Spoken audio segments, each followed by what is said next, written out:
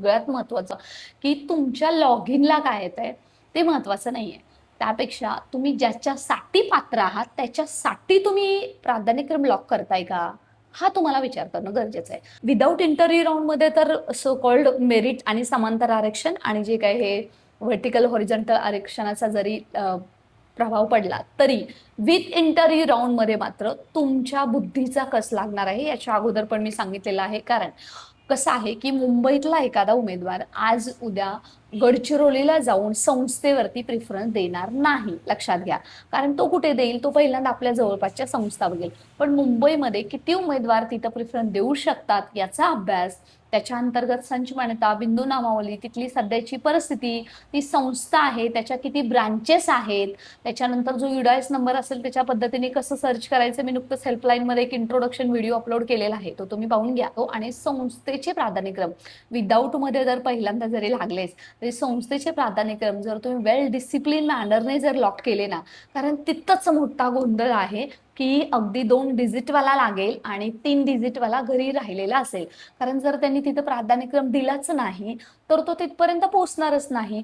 आणि याच्यामध्ये सुद्धा जेव्हा कॉमन रोस्टर असतं त्यावेळेस बऱ्याच कॅटेगरींवरती अन्याय होताना तुम्हाला दिसतो. कारण कॉमन रोस्टरमुळे बिंदू फिरत असताना डायरेक्ट त्या जे काही टॉपचे उमेदवार आहेत त्यांचा पहिल्यांदा विचार केला जातो, जसं मगाशी मी तुम्हाला सांगितलेलं आहे. आणि त्याच्या पद्धतीने ही पूर्णता प्रोसेस होते. पहिल्यांदा प्रोसेस समजून घ्या. आपण शिक्षक होणार आहोत, उद्या आपण संच मान्यतेवरती काम करणार आहोत, विद्यार्थ्यांवरती काम करणार आहोत, सरळ युडायस अशा पोर्टलवरती काम करणार आहोत.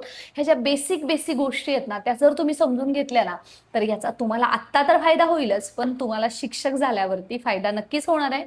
तुमच्याकडे पूर्णतः डॉक्युमेंट्स आहेत का? त्याच्यामध्ये ए टू झेड डॉक्युमेंट बद्दल मी बोलते. मार्क्स कमी असू द्या जास्त असू द्या, तुम्ही निराश व्हायचं नाहीये. तुमच्याकडे हे सगळं आहे का? डॉक्युमेंट व्हेरिफिकेशनसाठी कोणकोणते तुमच्याकडे गरजेचे आहे? जर एखादं नसेल तर काय करायचं? कोणाकडे कनोकेशन नाहीये, कोणाकडे कन्व्हर्जन नाहीये. आता कन्व्हर्जनचा काय मुद्दा आहे? कन्व्हर्जन हे विद्यापीठातून काढलं जातं सीजीपीए पर्सेंटेज करण्यासाठी, परंतु ते नसेल तर त्याचा तितकासा फरक पडत नाही. तुम्ही बेसिक जर त्या वर्गासाठी पात्र आहात ना, दॅट इज इनफ. म्हणजे तुम्हाला जर 9वी-10वी असेल तर तुम्हाला B+ आहे तर it's okay, that is not the concern at all.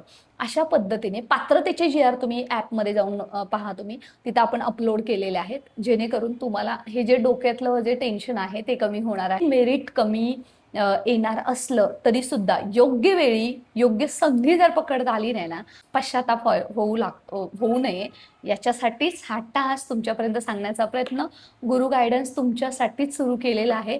अशाच ऑथेंटिक माहितीसाठी स्टे कनेक्टेड. धन्यवाद.